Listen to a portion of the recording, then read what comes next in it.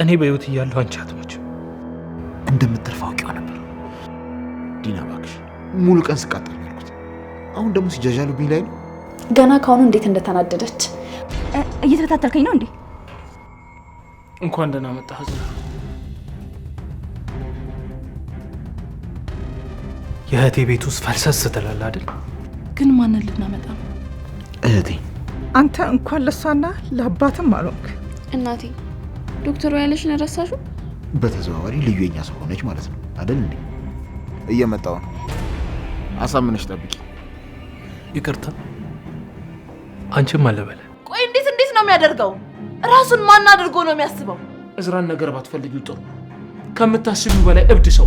ለምን ሸክም እንደሆንኩብሽ እንዲሰማኝ ታደርጊኛለሽ ቤርሲ? እሱ ነው እንድታዝኝ ያደረገሽ? አብርሃም በጣም ስለምትወደው ከኛ ጋር ልትስማማ ትችል። ካለሽበት ከዛ ደሳሳ ጎጆ ላፈናቅለሽ እንደምችል አትርሹ እሺ? ኦ ቁርስ ጥሩ ሰዓት ነው የደረስኩት።